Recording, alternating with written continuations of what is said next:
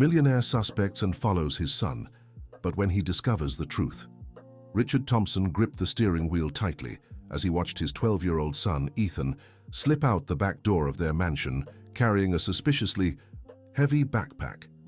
It was the 5th time that week the boy had mysteriously disappeared after lunch, always with the same backpack, always taking the same route. The businessman felt his stomach churn. After everything he had built, after all the sacrifices to give his son the best life possible, could Ethan really be involved in something dangerous? News stories about wealthy kids getting lost down dark paths pounded in his mind. Determined to uncover the truth, Richard grabbed the keys to the most discreet car in the garage and began trailing his son from a distance. His heart raced unevenly as he watched Ethan walk purposefully through the streets of New York City, moving farther and farther from the upscale neighborhood they called home. The journey took nearly 40 minutes on foot. Richard kept a safe distance, parking and walking when necessary. The farther they got from the Upper East Side, the more his worry grew. The streets narrowed, the buildings looked more worn, and the surroundings seemed increasingly hostile in the businessman's eyes.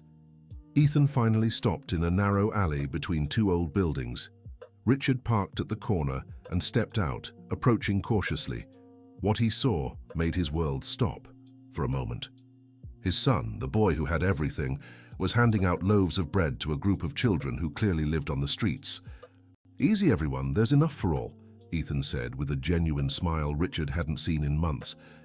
"Jack gets to eat first today, because yesterday he let Madison have his share."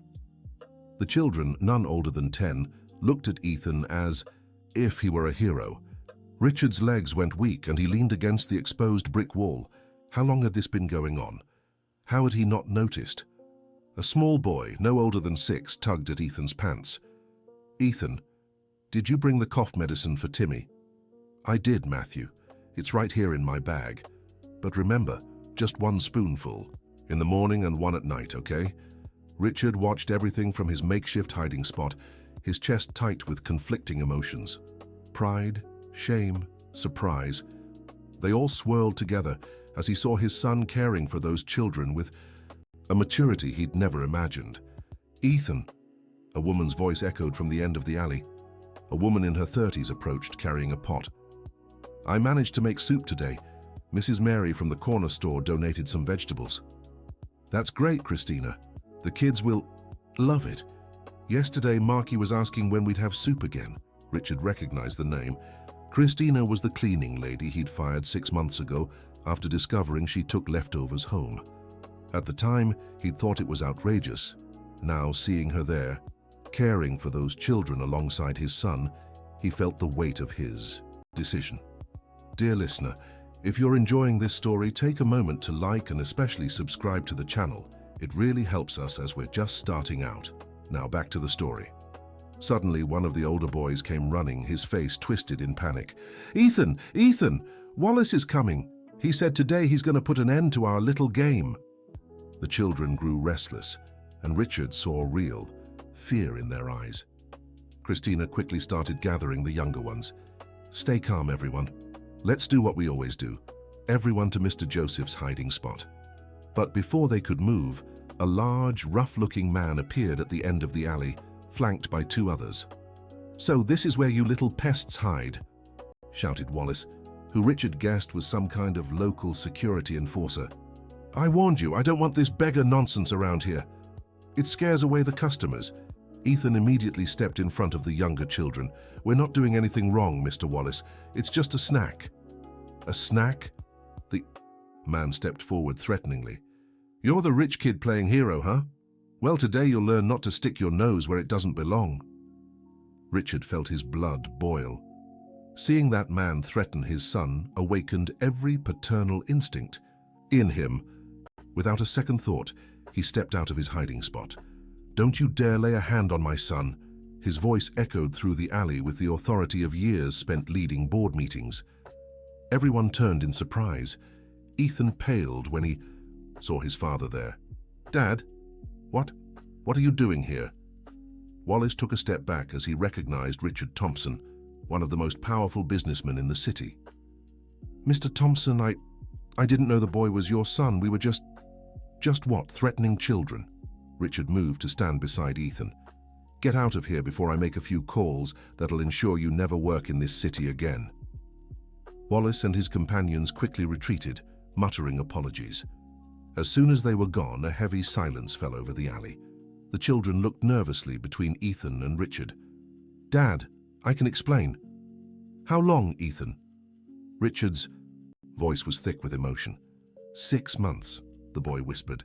Since you fired Christina, I followed her one day because I wanted to understand why she was taking food. That's when I found the kids. Richard looked at Christina, who kept her head down. Forgive me. Mr. Thompson, I never asked Ethan to get involved. He insisted on helping. Forgive you. Richard ran a hand over his face, trying to process everything. I'm the one who should apologize. I fired you for feeding hungry children.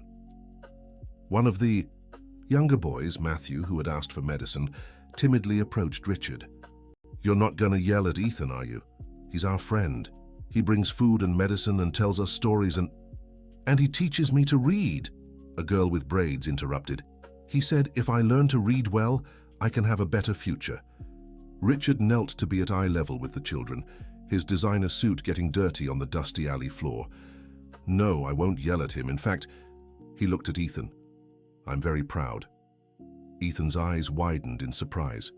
Proud? But I lied.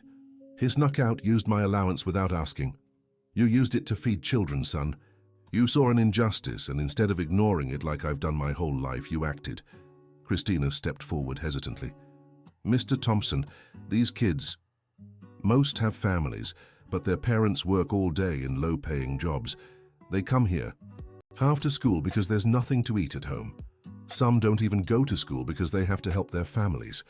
Richard studied each small face. There was something familiar in their hopeful eyes, something that reminded him of his own childhood before he built his empire. How many children do you help? About 15 regulars, Ethan answered. But sometimes more show up. We do what we can with what we have. And this Wallace? He's private security for the local shopkeepers, Christina explained. He thinks the kids scare away customers. Every week he comes to threaten them. Richard stood up, his mind made up. That changes today. Ethan, Christina, you'll tell me everything, every detail, and tomorrow we start doing this right. What do you mean, Dad? You showed me something today, son.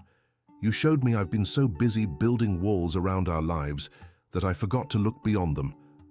But that ends now. One of the children tugged at Richard's jacket sleeve. Are you going to help us too? Richard smiled, a genuine smile he hadn't used in a long time. I'll do more than that. I'll make sure you all have what you need. But first, he glanced at the pot Christina was holding. How about we heat up that soup? I'm curious to try it. The children burst into smiles and cheers.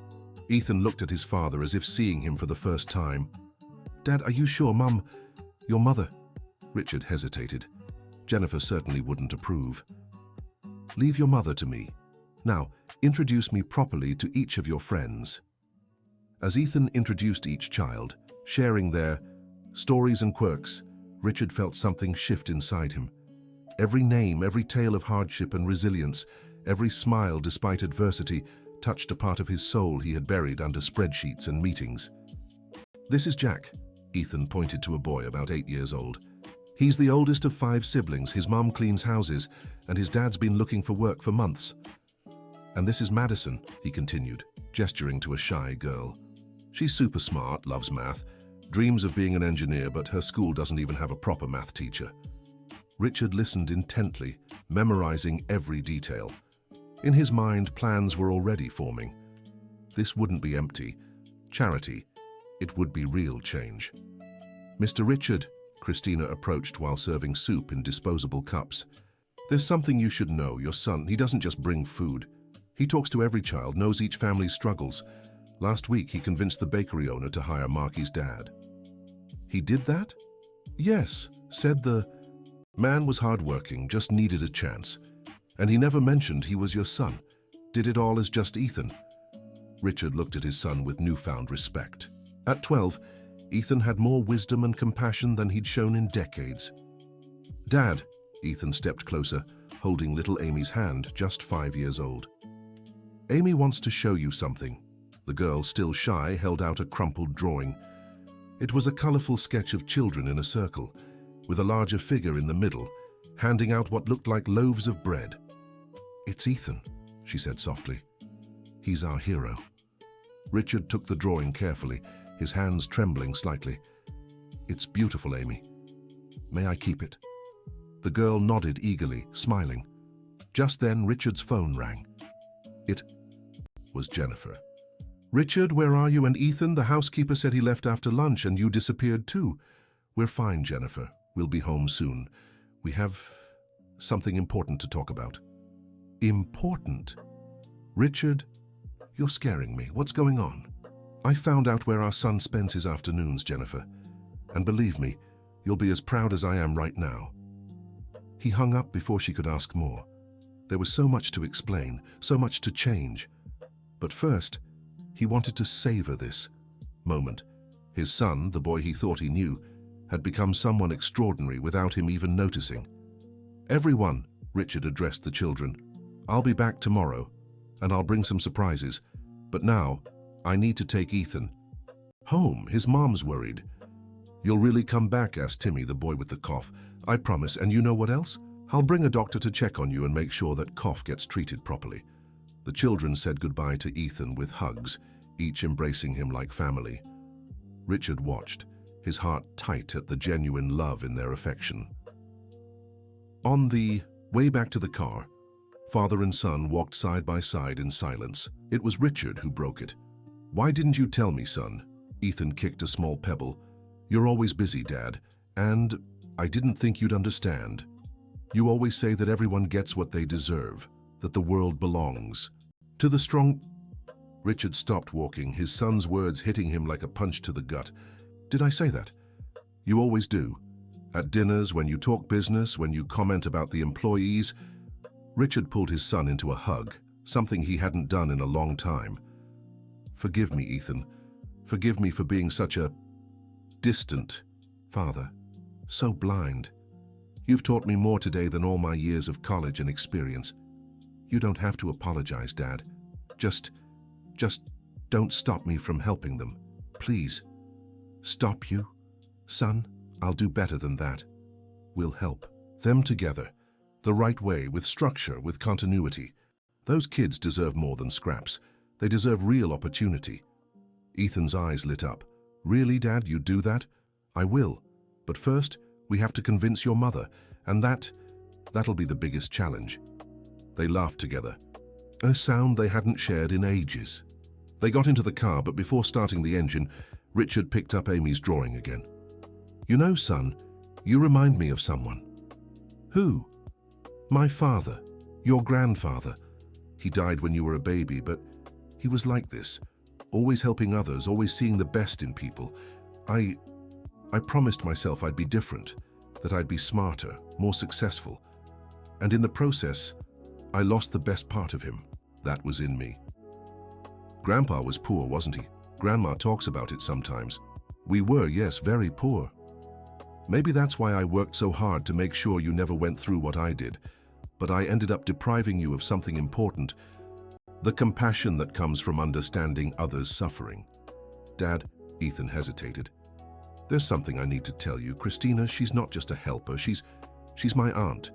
Richard nearly lost control of the car. "What?" "She's Mom's sister, Dad. Half-sister. Mom never told you because she's ashamed. Christina was born from Grandpa's relationship before he met Grandma. Mom's family always hid it." Richard's world seemed to crumble and rebuild itself at the same time. Jennifer had a sister who worked in their home as a maid, a sister he'd fired for feeding hungry children. "How did you find out?" "One day I saw Christina crying in her room. She was looking at an old photo. When I asked, she told me everything, made me promise not to say anything, but now you need to know." Richard pulled the car over. He needed to process this. "Does your mother know you know?" "No, Christina said Mom would be furious, that she agreed to work in our house just to be near family, even if it was as a maid. She said at least she could see Mom, watch me grow up." "My God," Richard covered his face with his hands. What have I done? Fired my own sister-in-law from our home for having compassion. You didn't know, Dad, but I should have looked into it, should have asked why instead of just sending her away. Ethan, your mother, how did she react when I fired Christina? She didn't say anything, but I saw her crying in the bedroom afterward. I think she wanted to say something, but she didn't have the courage. The silence in the car was heavy. Richard tried piecing together a puzzle he never knew existed. How many more secrets did his perfect family hide? Dad, are you okay? No, son, I'm not, but I will be. We will be. Let's go home. We have a lot of hard conversations ahead. When they arrived at the mansion, Jennifer was already waiting. At the door, her face lined with worry. Richard, Ethan, where have you been? I was frantic. We need to talk, Jennifer, all of us, as a family. Richard's tone made Jennifer shiver. She'd known her husband for 15 years and had rarely seen him so serious. In the living room, with its expensive furniture and paintings by renowned artists, Richard felt out of place in his own home for the first time. How much unnecessary luxury while children went hungry just a few miles away? Ethan, tell your mother what you've been doing in the afternoons. The boy, emboldened by his father's support, recounted everything. The visits to the alley, the children, the help he'd been giving. Jennifer listened in silence, her hands clasped in her lap, her face growing paler by the minute. And there's more, Jennifer, Richard took over. Christina is involved in this. Actually, about Christina, I think we have something to discuss. Don't we? Jennifer raised her eyes, tears beginning to form. You know? Ethan told me. Jennifer, why did you hide this from me all these years? The tears now streamed freely down her face. Because I was ashamed. Ashamed to have a poor sister, a sister my father never truly acknowledged. When I married you, when we joined high society, I thought if people knew, if you knew, you'd reject me. Richard stood and went to his wife, kneeling before her. Jennifer, my love, I came from nothing, you know that. How could I reject you for having a humble sister? But you've always been so harsh with the staff, so concerned with appearances. And I was wrong, deeply wrong. Jennifer, I fired your sister. Fired her for feeding hungry children. How can you ever forgive me for that? Is she all right? Jennifer asked between sobs. After she left here, I never heard from her again. She is. She's still helping the children in the community. Our son, our 12-year-old boy, had more courage and compassion than both of us combined. He sought her out, learned about her work, and decided to help. Jennifer looked at Ethan with a mix of pride and sorrow. My boy, you're better than us. Don't say that, Mom. You just lost your way a little. But you can come back. You can fix it. Richard held his wife's hands. He's right. Jennifer, I want to bring Christina back, not as a maid, as family. And I want to truly help those children, create something permanent, sustainable. But I need you with me on this. People will talk, Jennifer murmured. Let them. Since when does that matter more than doing what's right? Jennifer took a deep breath. Years of social conditioning battling the longing to embrace the sister she'd secretly loved all along. You're right. We have to do what's right. Christina, my sister. How could I let this happen? We'll fix it, Mom, Ethan said, holding her hand. Aunt Chris talks about you sometimes. She's not angry, just sad. Aunt Chris, Jennifer repeated, tasting the words. It's been so long since I called her sister. That night, the Thompson family didn't dine in the formal hall with their silver cutlery and porcelain plates. They ordered pizza and ate in the kitchen, talking and planning. Richard called Christina, and after much insistence, she agreed to come the next day to talk. Dad, Ethan said, grabbing another slice of pizza. You mentioned doing something permanent. What were you thinking? I'm still working it out, but how about a community center, a place where kids can go after school, get tutoring, meals, activities? And medical care, Ethan added. So many of them have health problems that were never treated. And vocational training for the parents, Jennifer chimed in, catching the spirit. It's no use helping just the children if the families still have no prospects. Richard smiled. For the first time in years, he felt his family was truly united in something meaningful. You know, when I was little, I dreamed of changing the world. Then I grew up and thought changing the world meant getting rich. Today I learned my 12-year-old son understands real change better than I do. It's not about changing the world, Dad, Ethan said with wisdom beyond his years. It's about changing someone's world, one person at a time. Dear listener, if you're enjoying the story, please take a moment to like and especially subscribe to the channel. It helps us a lot as we're just starting out. Now continuing. The next morning, Richard woke up with a strange feeling. For the first time in years, he had a purpose beyond increasing profits and closing deals. He went downstairs for breakfast and found Ethan already dressed, eager. Dad, can we go early? I want to introduce you properly to everyone. Easy, son. First your aunt is coming here, then we'll all go together. The doorbell rang right at 9. Christina stood at the door, visibly uncomfortable. She wore simple but clean clothes, her hands nervously gripping the strap of a worn-out bag. Christina. Richard opened the door himself. Please, come in. And this time, come in as family. Her eyes filled with tears. Mr. Thompson, Richard. Call me Richard. After all, we're family. Jennifer appeared at the top of the stairs. The two sisters looked at each other, years of separation and unspoken resentment hanging between them. Jennifer was the one who broke the ice, rushing down and hugging Christina. Forgive me, sis. Forgive me for being so cowardly. The two cried in each other's arms while Richard and Ethan watched, moved. These were tears of healing, of reconciliation, of long-suppressed love. I never blamed you, Jennifer, Christina said between sobs. I understand. The life you built, I didn't want to disrupt it. But you're my sister, you should have been more important than any social appearances. After they calmed down, they all sat in the living room. Christina still seemed out of place among the expensive furniture, but Ethan made sure to sit beside her, holding her hand. Christina, Richard began. First, I want to apologize for how I treated you, for firing you without even asking why. You didn't know. But I should have asked, I should have been more human, and now I want to make it right. Ethan told me about the work you do with the kids. I want to help. No, I want more than that. I want to turn that emergency aid into something permanent. Christina looked at him skeptically. What's your interest in this? The interest of a father who discovered his son is an extraordinary human being and wants to be worthy of him. The interest of a man who realized he spent years building walls when he should have been building bridges. And I want my sister back. Jennifer took Christina's hand. No more secrets, no more shame. You're my family. Christina cried again, but these were different tears now. Tears of hope. You don't know what it's really like. They're the suffering those families face. Then show us, Richard said firmly.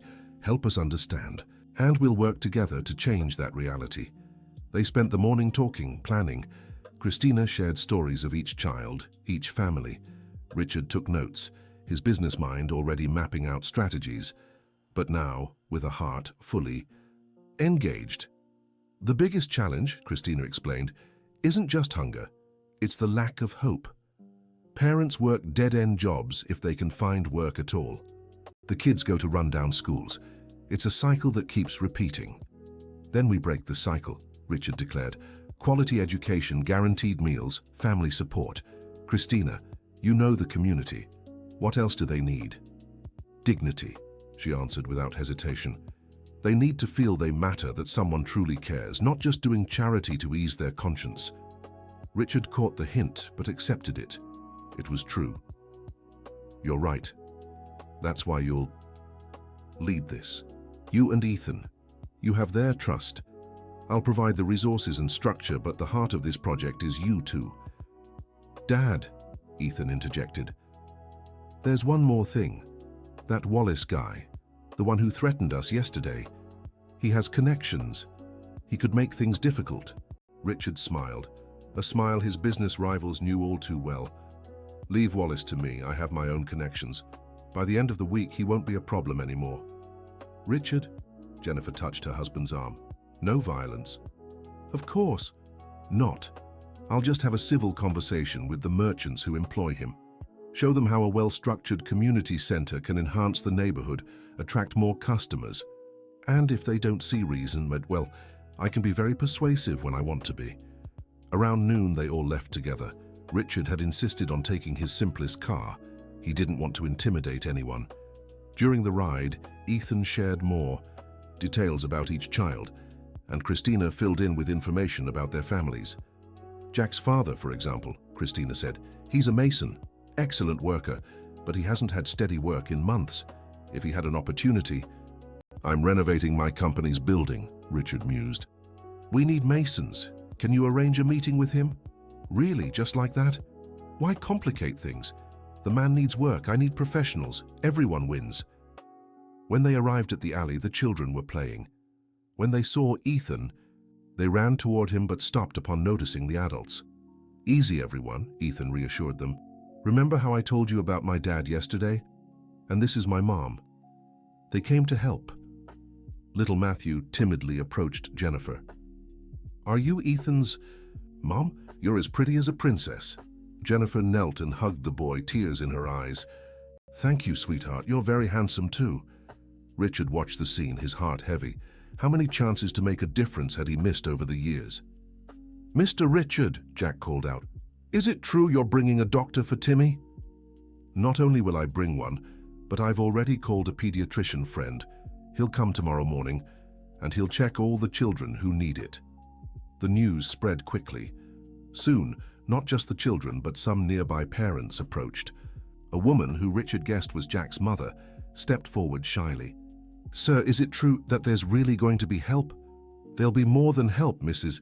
Mary Johnson. Mrs. Johnson, we're going to create a community center, a place where your kids can stay after school, with meals, tutoring, activities, and for adults, vocational training, job placement help. But why? The question came from a skeptical man. Rich folks don't do anything for free. Richard met his gaze. You're right. It's not free. The payment I want is seeing my son proud of me. It's going to bed knowing I did something right today. It's making up for years of willful blindness. Does that work? The man seemed surprised by the honesty. My name's Charlie Smith. I'm a driver, but I lost my license because I couldn't afford to renew it. How much does renewal cost? About $400 all in.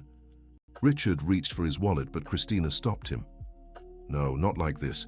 Handing out money creates dependency. Charlie, Richard owns a company. He must need drivers. How about an arrangement? He covers the renewal and you pay it back by working. Charlie brightened. A job? I'll take it. I'm a good driver. Ask anyone. Then it's settled. Richard extended his hand. Monday, you go to my company's HR. Christina will give you the address. More people began to approach, each with their own story, their own need. Richard listened to them all, making mental notes. It wouldn't be easy, but for the first time in years, he felt it was worth it. Dad, Ethan tugged his sleeve. There's your Wallace. Sure enough, the man was approaching, but his demeanor was nothing like the day before. He walked, with his head down, almost submissive. Mr. Thompson, he began, avoiding eye contact. Sassy, I came to apologize for what happened yesterday. I didn't know... You didn't know he was my son. And if he wasn't Wallace, would it be okay to threaten children? No, sir. You're right. I was just following orders. The shopkeepers complained. No, well, I'll talk to the shopkeepers. And you, Wallace, have two choices. Either change your ways, help protect these kids instead of threatening them, or find another place to work. What'll it be? Wallace swallowed hard. I'll help, sir. I'm a father, too. I know what it's like to have a child in need. Great. Then start now. Help organize the kids. Let's make a list of everyone who comes here. Their most urgent needs. Wallace's transformation from a threat to a helper left everyone surprised. Jennifer approached her husband. You have a gift for this. It's not a gift. It's just treating people like people. Something I forgot to do for a long time. They spent the whole afternoon in the community. Richard met every family, heard every story. There was Miss Rose, raising 3 grandchildren alone after her daughter passed. Mr. Joseph, who owned a small grocery store and often gave food on credit to families. Teacher Martha, who volunteered to tutor kids with the little materials she had. You already have a support network, Richard observed, amazed. You just lack resources. Resources help, said Mr. Joseph. But what you did today, coming here, getting to know us, listening, that's worth more than money. Why not both? Richard smiled. As evening fell and they prepared to leave, Christina pulled Richard aside. I need to warn you about something. This kind of project attracts bad apples too. People who'll try to take advantage, misdirect funds. I know. That's why you'll oversee it. You know everyone here who's trustworthy. I'll set up a structure, hire professionals, but the final say is yours. Richard, I don't have an education, I don't know paperwork. You know what's most important. You know the people. The rest we'll handle with a good team. Christina, you're my sister-in-law, family, and more than that, you're the one who kept this place running with almost nothing. Imagine what you can do with real resources. She nodded, moved. Back in the car, Ethan was beaming. Dad, you were amazing. Everyone loved you. Don't exaggerate, son. I just did what I should have done long ago. I listened. Richard, Jennifer held her husband's hand. I'm proud of you, of us. Today feels like we finally became the family we were always meant to be. We still have a long way to go, Richard reminded her. This is just the beginning. There'll be resistance, problems, people trying to sabotage, but we'll face it together, Jennifer squeezed his hand, as a family. That night, dinner at the Thompson mansion had special guests. Christina and some of the kids joined them. Richard had insisted, despite the horrified looks from the staff. We need to make this normal, he explained to Jennifer. If we're really changing, it has to be real, not just talk. The kids, shy at first, soon relaxed. Matthew was awed by the house. It's bigger than my whole school. It's too big, Richard admitted. We're thinking of moving somewhere smaller, cozier. Jennifer looked at him in surprise. They hadn't discussed this. Move? Why do we need so much space? There are 3 of us in a 15-room house. It's wasteful. We can live well with less and use the difference to help more people. Ethan jumped up and hugged his father. You've really changed, Dad. Your son taught me the best things in life don't need much space, just a big heart. Over dinner, the kids shared stories, laughed, and felt important. For many, say it was their first time at such a plentiful table. Richard observed everything, his heart torn between joy and sadness. Joy for being able to provide that moment. Sadness for knowing it was the exception, not the rule. Uncle Richard, Amy, the girl from the drawing, caught his attention. Can I ask you something? Of course, sweetheart. Why were you sad yesterday when you saw us? I thought you were going to yell at Ethan. Richard thought about his answer. I wasn't sad because of you, Amy. I was sad at myself for taking so long to meet such special people like all of you. But now you know us, she smiled. And you'll be our friend too, right? I'll be more than a friend. I'll be someone you can always count on. After dinner, while the children played in the garden under Christina and Jennifer's supervision, Richard and Ethan talked on the porch. Dad, there's something I need to ask. Why did you change so fast? Yesterday morning, you were one person, now you seem like someone else. Richard reflected before answering. I didn't change, son. I went back to who I was before I lost myself. You know, when I was your age, I also helped people. My father, your grandfather, taught me that. But when he died and we went through hard times, I promised I'd be different, that I'd be strong, rich, powerful, and I succeeded. But in the process, I killed the best part of me. And what made you come back? You. Seeing my 12-year-old son being the man I should have been. It was like looking in the mirror and not liking what I saw, but it also gave me hope. If I could raise a son like you, maybe there's still goodness in me. There always was, Dad. It was just buried under a lot of pain. Richard hugged his son, amazed at his maturity. When did you get so wise? I learned from the kids. They taught me that life can be hard, but it doesn't have to be bitter, that even with little, we can be happy if we have each other. And now they'll have more than just each other. They'll have opportunities, Ethan, I promise that. The next day, Richard woke up early and went to the office. He had a lot to organize. He called his legal and administrative team. I want to create a foundation, he he announced bluntly. But not just any foundation, one of those that only exist on paper. I want something active, present, transformative. What would be the focus, Mr. Thompson? Asked the lawyer. Children and families in vulnerable situations, starting with a specific community but with potential for expansion. I want a community center, medical care, tutoring, vocational training, psychological support. That's an ambitious project, the financial manager remarked. It'll require a lot of investment. I have a lot of money, Richard replied simply. Time to use it for something that matters. Do the math. I want to know how much I can allocate without compromising the company. And what would that initial amount be? Start with 10 million. If we need more, we'll see. Those present exchanged surprised glances. 10 million wasn't small, even for Richard Thompson. Sir, the lawyer spoke up, may I ask what motivated this decision? My son. I realized he's worth more than all my wealth, and I want to be worthy of him. He spent the day in meetings, planning, structuring. He called architects, educators, social workers. He wanted professionals, but professionals with heart, not just degrees. In the middle of the afternoon, he received an unexpected call. Richard, it's Anthony Blackwell. Anthony was one of the most influential businessmen in the city, known for his coldness in business. Anthony, what can I do for you? I heard you're working on a social project, stirring things up in the outskirts. Creating opportunities, you mean? Richard, I'll be direct.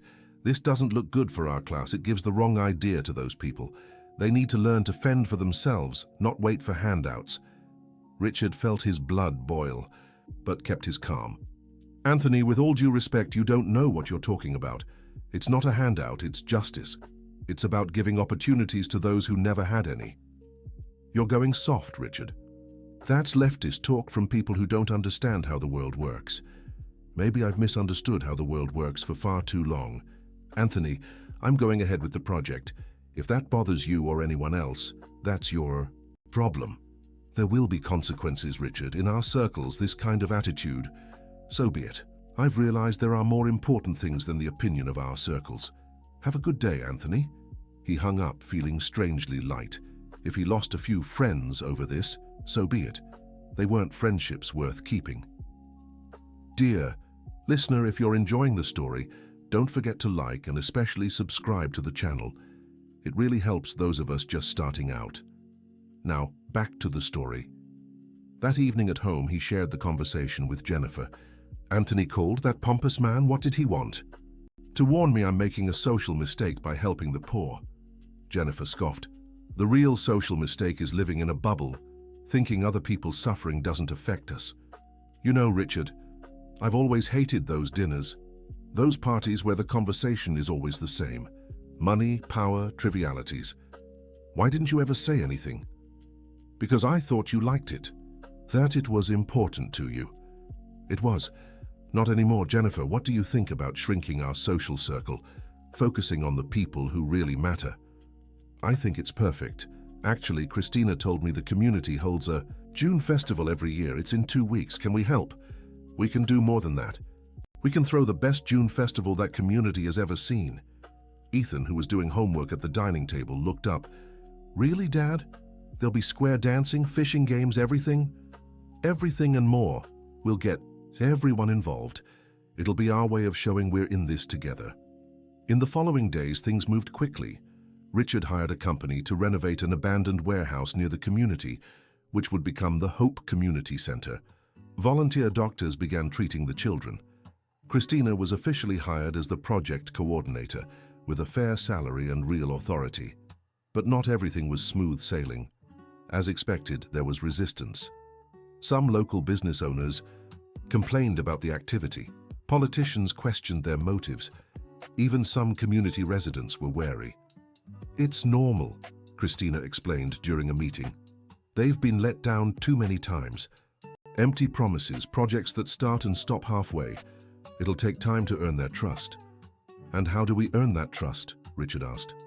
Consistency, showing up every day, keeping our word, showing this isn't temporary charity, it's a long-term commitment. And that's what they did. Richard began dedicating part of each day to the project. Ethan came after school. Jennifer organized volunteer groups. Slowly, wariness gave way to hope. One afternoon, Richard was overseeing the construction when Charlie, the driver he'd helped, approached. "Boss, can I say something?" "Of course, Charlie, and call me Richard. It's just as people are talking, saying it's too good to be true, that one day you'll get tired and walk away." "And what do you think?" Charlie scratched his head. "I see you here every day. I see your boy playing with the kids. I see Mrs. Jennifer talking with the mothers. Doesn't seem temporary." "It's not. Charlie, let me tell you something. I spent my whole life thinking success meant having money. I've learned real success is being able to sleep with a clear conscience. And since I started this, I've slept better than I have in years." "You really have changed, huh?" "I haven't changed. I've gone back to who I always was and forgot. We can all do that, Charlie. Go back to our best selves." Just then, commotion erupted outside. Shouts, running footsteps. Richard and Charlie rushed to see what was happening. It was Timmy, the boy with the cough. He was lying on the ground, struggling to breathe. His mother was crying desperately. "He got worse all of a sudden. I can't get him to breathe right." Richard didn't hesitate. He picked the boy up in his arms. "Charlie, drive. Let's get to the hospital." In the car, as Charlie sped through the streets, Richard held Timmy, trying to keep him calm. "Breathe slowly, champ. We're going to take care of you." The boy's mother, Frances, cried nonstop. "It's my fault. I should have taken him to the doctor sooner, but I didn't have the money." "It's not your fault," Richard said firmly. "The blame lies with the system that forces a mother to choose between medicine and food, but that's going to change." At the hospital, Richard used all his influence. Within minutes, Timmy was being treated by the best doctors. The diagnosis: pneumonia worsened by lack of proper care. "A few more days and it could have been fatal," the doctor said. "He'll need to stay hospitalized. Do whatever's necessary. Private room, the best treatment. I'll cover everything." "Mr. Richard," Frances tried to protest, "I can't accept." "You can and you will. Your son needs it. That's what matters. And when he gets out, we'll make sure every child in the community gets regular medical checkups. He spent the night at the hospital. Jennifer and I." Ethan came to keep him company. Christina brought some of the kids to visit their friend. The solidarity was touching. "You know," Jennifer remarked as she watched the children talking to Timmy through the glass, "I've never seen such unity. They have so little, yet they share everything." "They understand something we've forgotten," Richard replied. "That together we're stronger. That one person's good is everyone's good." Timmy recovered well. 5 days later, he was discharged. His return to the community was a celebration. Richard took the opportunity to announce he'd hired a medical team to be on call at the future Hope Community Center. "No one will have to choose between medicine and food ever again," he promised.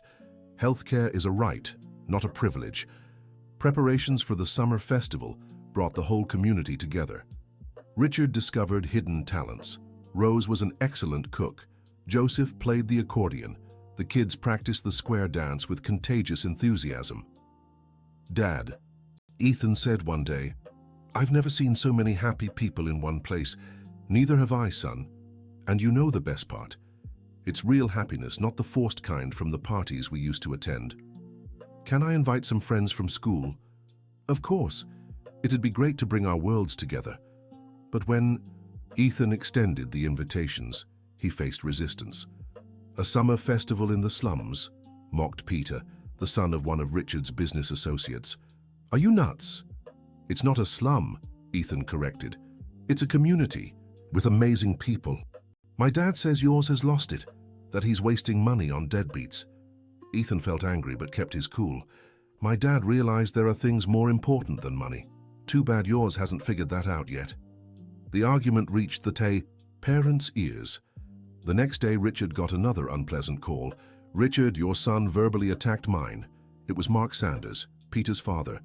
"From what I heard, Ethan defended himself against insults. Your son called him crazy for helping people in need." "He's right. You're setting a bad example, Richard, making our kids think they should mix with those people." "Those people, Mark? Those people are human beings like us. The only difference is they didn't have the same opportunities." "Communist nonsense. Richard, wake up. You're ruining your reputation. If my reputation depends on ignoring others' suffering, then let it be ruined." "Good afternoon, Mark." Jennifer, who'd overheard the conversation, hugged her husband. I'm proud of you, of us. If we lose these so-called friends, so be it. We've gained so much more. The summer festival arrived. The day dawned beautifully, and from early on the activity was intense. Stalls were set up, colorful banners decorated the streets, and the smell of traditional food filled the air. Richard, dressed in a plaid shirt and a straw hat, hardly resembled the stern businessman of weeks past. Jennifer wore a calico dress with braids in her hair. Ethan was organizing the kids for the square dance. "Look at you all," Christina laughed when she saw them. "You look like different people." "We are different," Richard replied. "Better, I hope." The festival was a success. People from all over the area came to join. The food stalls, all with symbolic prices, couldn't keep up with demand. The games brought joy to the children, and the square dance led by Ethan moved everyone. In the middle of the festivities, Richard was approached by an elderly man he didn't know. "Are you Richard Thompson?" "Yes, I am. Nice to meet you." "My name is Sebastian. I'm a retired teacher. I came to thank you." "Thank me for what?" "For bringing back hope. I've lived here for 40 years. I've seen empty promises, politicians showing up at election time and disappearing afterward. But you're here every day. That makes a difference. It's a long-term commitment, Mr. Sebastian. By the way, a retired teacher? Wouldn't you like to teach again? The community center will need good teachers." The old man's eyes lit up. "It would be an honor. You know, I've always dreamed of making a real difference in education, but in the public system with overcrowded classrooms and no resources, at the center it'll be different. Small classes, proper materials, full support. Up for the challenge?" "Absolutely. I still have so much to teach." Night fell, and the party continued until a group of strange men appeared. Richard recognized Wallace's enforcers, but Wallace himself wasn't among them. "Nice party," one of them said sarcastically. "Too bad you didn't get permission." "We don't need permission to celebrate." Richard stepped forward. "Oh, but you do. Wallace might not be around anymore, but the rules stay. You gotta pay the fee." Richard was about to respond when a crowd gathered behind him, men and women from the community standing together. "There won't be any fee," said Charlie, the driver, "and you're leaving right now." "You think you're tough because the rich guy's helping? That won't last forever." "But while it does," Joseph spoke up, "we won't accept extortion. You can leave." The men, outnumbered and unsupported, backed off. "This isn't over," they threatened before leaving. "Let them go," Richard said. "Tomorrow I'll settle this for good." "How?" Christina asked worriedly. "I'll buy the businesses they protect. No clients, no power." The party went on, but the mood had shifted slightly. Richard noticed the concern on people's faces. "Hey!" he shouted, climbing onto a crate. "We won't let a handful of troublemakers ruin our celebration. Music!" Joseph picked up the accordion and started playing. Soon everyone was dancing again. Richard danced with Jennifer, Christina, and the kids. For the first time in years, he felt truly alive. Near midnight, as the party wound down, Amy approached with a new drawing. "I made this for you, Uncle Richard." It was the festival with impressive detail for a 5-year-old. Everyone was there. Richard, Jennifer, Ethan, Christina, the kids, the adults. Colorful fireworks lit up the sky. "It's beautiful, Amy. I'll frame it and hang it in my office." "Really?" "Really. It'll be the most important picture there." As they helped take down the stalls, Ethan pulled his father aside. "Dad, do you think those men will come back?" "Probably. But don't worry. We have the law on our side, and more importantly, we have the community united. What if they try to hurt someone?" Richard put a hand on his son's shoulder. "They won't succeed. Know why? Because what we've built here is stronger than any threat. It's hope, son. And hope, when shared, is unbreakable." On Monday, Richard kept his promise. Through intermediaries, he bought 3 strategically located commercial properties in the area.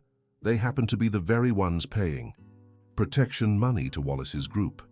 The message was clear: the exploitation was over. In their place, Richard set up a community bakery, a low-cost pharmacy, and an internet cafe with free computer courses. The community center was completed in record time. It was a spacious, airy, colorful building. It had classrooms, a library, an industrial kitchen, medical offices, and a multi-sport court. On the day of the opening, emotions ran high. Officials were invited, but the real stars were the neighborhood residents. Richard gave a simple speech. "This center isn't mine. It doesn't belong to my family, it's yours. We just helped build it.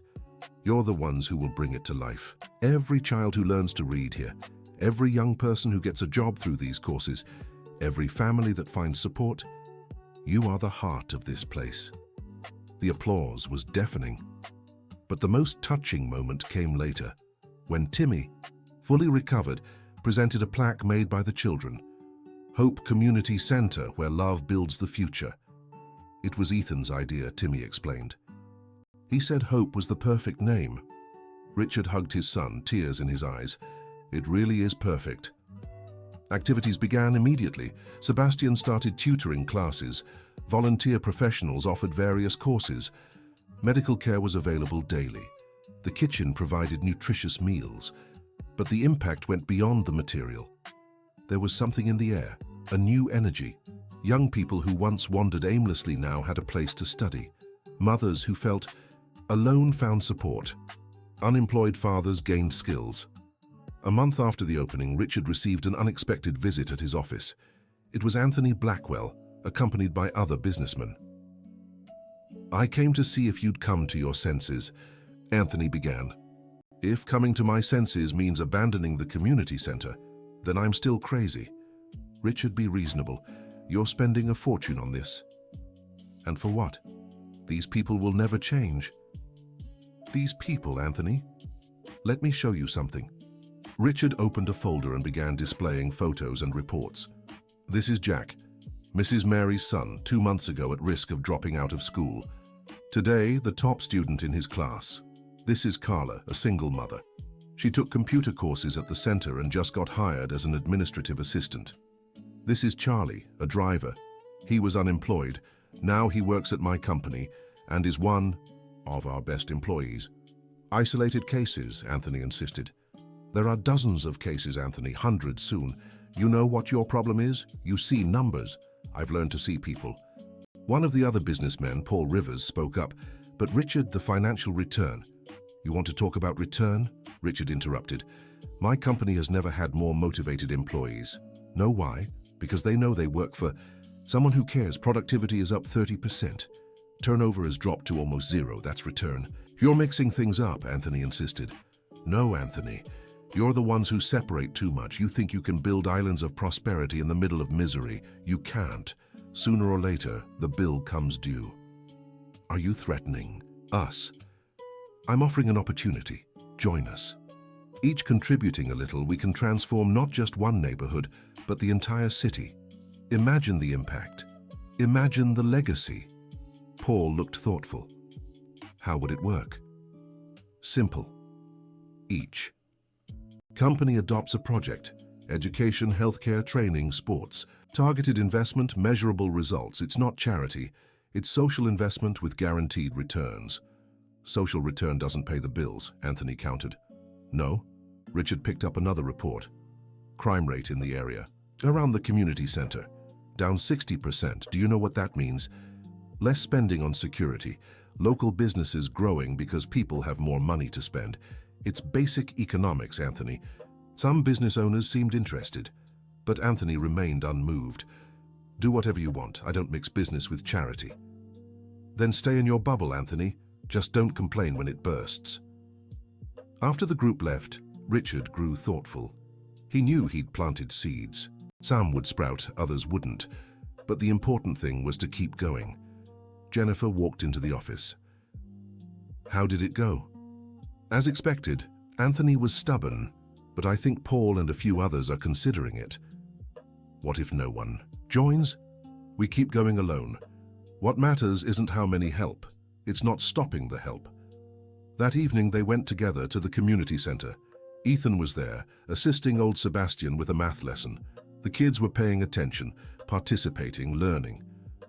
"You know," Jennifer remarked, "I've never seen Ethan so happy. Because he found purpose, something all the money in the world can't buy." Christina approached with some papers. "Richard, I need your approval for a few purchases. School supplies, kitchen equipment. Christina, I've told you, you have autonomy. If you think it's necessary, approve it. But it's a lot of money, and it'll be money well spent. I trust your judgment." She smiled, still, getting used to the responsibility and trust. A commotion at the entrance caught their attention. It was Frances, Timmy's mother, crying. Richard rushed to her. "What happened?" "It's nothing bad," she said through tears. "It's just Timmy passed the test. He got into that good school with a full scholarship." The tears were joyful. Timmy came running over, his face beaming. "Uncle Richard, I did it. I'm going to the same school as Ethan." Richard lifted him into the air, spinning. "Congratulations. Champ, I knew you could do it. It's thanks to Mr. Sebastian's tutoring, and the medicine, and the good food, and it's thanks to you, Timmy. You took the opportunities. The credit is all yours." The news spread quickly. It was the community center's first big academic success, proof that investing in education worked. That night at dinner, Ethan made a request. "Dad, can I have a different kind of birthday party this year?" "Different how?" "I want to have it at the community center. Invite all the kids." Instead of expensive gifts, ask for donations to the center. Jennifer and Richard exchanged emotional glances. "That's a wonderful idea, son," Jennifer said. "I'm so proud of you." "What about your school friends?" Richard asked. "The real ones will understand. The others, well, I don't need friends who only like me for what I have." The boy's wisdom kept surprising his parents. At 12, he had a clearer sense of values than most adults. In the weeks that followed, more victories piled up. Young people finding jobs, mothers returning to school, fathers regaining dignity. Through work, the center became a model. Then came the first big test. Richard received a subpoena. He was being investigated for allegedly diverting company funds for personal use. The accusation was baseless. He used his own money for the center, but the investigation could tarnish his reputation. "Anthony's behind this," Jennifer said after reading the document. "Probably. He said there'd be consequences." "What do we do?" "Fight, with complete transparency. I'll open all my accounts, show every penny. I have nothing to hide." Ethan, who'd overheard, came closer. "Dad, will this hurt the center?" "I hope not, son. But if it does, we'll find another way. What matters is not giving up. Can I help somehow?" Richard hugged his son. "You help just by existing, by being who you are, reminding me every day why it's worth fighting." The investigation caused quite a stir. Newspapers ran stories, some supporting, others criticizing. In the community, worry was widespread. "What if they shut down the center?" asked Mrs. Rose during a meeting. "They won't close it," Christina assured. "Richard is doing everything. Right, it's harassment, but the truth will come out." "And if it doesn't," insisted another resident, "then we keep going however we can. The center is ours, remember that." It started with Richard, but now it's bigger than any one person. The investigation dragged on for tense weeks. Richard had to give statements, provide documents, prove his integrity. The toll was visible. One night he came home especially worn down. "They're making everything difficult," he vented to Jennifer, "asking for unrelated documents, throwing loaded questions at me. Because they know they have nothing on you. It's a war of attrition." "What if I give up, if I close the center to end this?" Jennifer cupped her husband's face in her hands. "You're not one to quit, and you're not alone. You have me, Ethan, Christina, the whole community. We're stronger together." The next day, Richard arrived at the center to a surprise. Hundreds of people gathered, holding supportive signs. "What's all this?" he asked, moved. "The community are showing we believe in you," said Charlie. "We made a petition. Over 1,000 signatures supporting the center." Old Sebastian stepped forward. "And the students wrote letters about how the center changed their lives. We'll send them to the papers, to the authorities." Christina handed him a folder full of papers. "Testimonies, photos, proof of the positive impact. If they want to fight, we'll fight with our weapons. The truth." Richard couldn't hold back tears.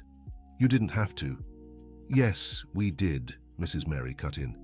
You fought for us, when no one else would. Now it's our turn to fight for you. The community's efforts paid off. Journalists began visiting the center, seeing the real work. Positive stories started circulating. Public opinion shifted. Even Anthony Blackwell and his allies began backing down, realizing their strategy had backfired. 3 months later, the investigation was dropped for lack of evidence. Richard was fully cleared, but the ordeal left its marks and lessons. I learned something important, he said during the celebration at the center. I thought I was helping you, but I found out you helped me far more. You taught me about unity, resilience, what truly matters. That's what family does, someone shouted from the crowd. We support each other. Family, Richard repeated. That's what we are. One big family. Ethan's birthday party was a hit. Kids of all ages celebrated together. Instead of expensive gifts, the center received donations of school supplies, books, and educational toys.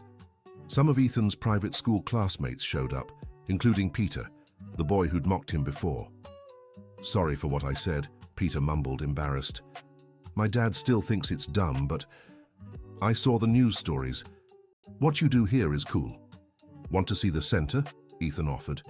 I can introduce you to everyone. As the boys walked off, Richard watched, satisfied. His son was building bridges, not walls. He's going to change the world, Jennifer said. Beside him. He already is. One friendship at a time. The center's first year was full of achievements and lessons. Christmas in the community was especially touching. Business owners who'd initially resisted began contributing, impressed by the results. Paul Rivers, who'd been at the meeting with Anthony, sought out Richard. You were right, I want in. Can my company sponsor the vocational training program? Of course, Paul. Welcome to the family. Gradually, others began to arrive. Not out of pressure, but because they recognized the real value of the work. The center grew, new projects emerged. A community garden where families learned to grow their own food. A sewing workshop providing income for women. A soccer team for the youth. Ethan, now 13, had matured even further. He became a natural leader among the children, respected not for being Dr. Richard's son, but for his own actions. Dad, he said one day, I want to study business administration, not to make money, but to learn how to manage social projects better. You've decided that at 13. I've seen how much technical knowledge helps. Christina is amazing, but sometimes she struggles with spreadsheets and reports. I want to help with that in the future. I'm sure you'll be an excellent administrator, the kind the world needs. Jennifer had found her own way to contribute. She organized a group of volunteer women who offered informal psychological support to mothers in the community. Many carry trauma, fears, guilt, she explained. Sometimes they just need someone to listen without judgment. Christina flourished in her role as coordinator. The once shy woman who had been an employee now led meetings, made decisions, and inspired others. I never imagined I could do this, she confessed to Richard. You always could. You just needed the opportunity. You know, sometimes I think about my father. He always said Jennifer and I were the same, just born into different circumstances. I think he'd be happy seeing us united like this. I'm sure he would, and proud of the 2 strong daughters he raised. But not everything was success. There were failures, disappointments, young people who dropped out of programs, families who couldn't overcome old struggles. Each case hurt, but it also taught them. We can't save everyone, Christina said after a promising young man fell in with the wrong crowd. But we can't. Stop trying. What matters is that the door stays open, Richard agreed. When they're ready, we'll be here. By the 2nd year, the center's model began to spread. Other communities asked for guidance. Universities sent students to study it. What had started as a personal initiative became a movement. Richard was invited to give talks and interviews. He always brought Ethan and community members along. This isn't my story, he'd say. It's ours. At one of these talks, he ran into Anthony Blackwell. The man had visibly aged. Richard? Anthony. They stood in silence for a moment. "I was wrong," Anthony finally said. "I lost friends, respect, even business because of my stubbornness. You gained so much more than money." "It's never too late to change, Anthony. Do you think you'd still accept my help?" Richard extended his hand. "The door is always open for those who want to do good." The handshake sealed more than a reconciliation. It was proof that transformation is possible for everyone. Years passed. The Hope Community Center became a national model. Ethan grew up, went to college, but never strayed from the work. He earned his degree in business administration and returned to take over management, allowing Christina to focus on expanding to other communities. "Time flew, didn't it?" Richard remarked the day Ethan officially took charge. "Feels like just yesterday I was sneaking after you," Ethan smiled. "Best act of disobedience in your life, and the best discovery in yours." Jennifer now ran a support network serving multiple communities. The sisters had become inseparable, making up for lost time. Timmy, the boy who had nearly died of pneumonia, became a doctor and returned to work at the center. "This is my way of giving back," he said on his first day. Madison, the girl who dreamed of being an engineer, made it happen. He envisioned the expansion of the center, creating even better spaces for future generations. Jack, the eldest of the siblings, became a teacher like his mentor Sebastian, who even retired continued giving special lessons. Every success story inspired others. The cycle of poverty and despair was replaced by one of opportunity and fulfillment. On an ordinary afternoon, Richard walked through the center observing the activity. Children running, young people studying, adults working. Life pulsating where there had once been only survival. Amy, now a teenager, approached him with a new drawing. "Remember the first one I gave you? It's still framed in my office today. I made this one to show how things have changed." The drawing depicted the same center, but now enormous, colorful and full of smiling people. At its heart were the figures of Richard, Jennifer, Ethan and Christina, holding hands with the entire community. "You know what I've learned, Uncle Richard? Real heroes don't wear capes. They wear their hearts." Richard hugged the girl, moved. Of all his business achievements in life, none compared to that moment. Christina approached. "Richard, there's a new family in need of help. The father lost his job, 3 young children. Let's go meet them," he replied without hesitation. "Don't you ever get tired?" "How can I tire of doing what's right? Every family we help reminds me why we started, and why we can't stop." As they walked, Richard reflected on the journey. The businessman who had once distrusted his own son had become a man who saw a child in every member of the community. "You know, Christina, sometimes I wonder what would have happened if I hadn't followed Ethan that day. You'd probably still be rich and unhappy. Rich in money, poor in everything that matters. Today I'm truly rich. And Ethan. Ethan taught me the greatest lesson of my life, that love builds more than any fortune, that the real legacy we leave isn't in banks, but in the hearts we touch." They arrived at the family in need. Another story of struggle, another opportunity to make a difference. Richard smiled. The work never ended, and that was good. It meant there would always be chances to transform lives. That evening at home, the Thompson family dined together as usual. Not at the formal dining table, but in the kitchen, sharing stories from the day. "We got approval for the daycare project," Jennifer announced. "Next year, mothers will be able to work knowing their babies are well cared for." "And we partnered with 3 more companies," Ethan added. "The first job program will double in size. And you won't believe this," Christina, who now regularly joined them for dinner, beamed. "Remember Madison?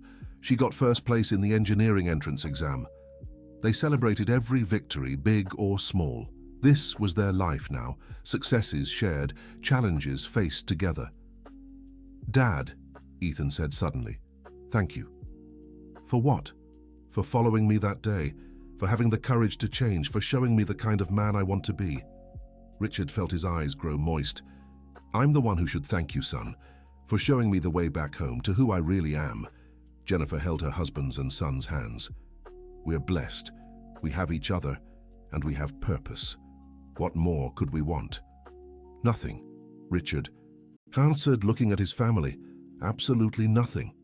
Outside, the city slept. But at the Hope Community Center, the lights remained on. A vigil of hope that never faded. Young people studying for a better future, mothers learning new skills, fathers regaining dignity. And somewhere in that community, a child was drawing. Perhaps the next one to show the way to someone who had lost their path. Because that was the magic of transformation. It multiplied, it spread, it inspired. Richard Thompson, the millionaire who grew suspicious of his son, discovered far more than a secret by following him. He discovered the meaning of life and, unlike his material wealth, this treasure only grew when shared. The Hope Community Center would continue to expand.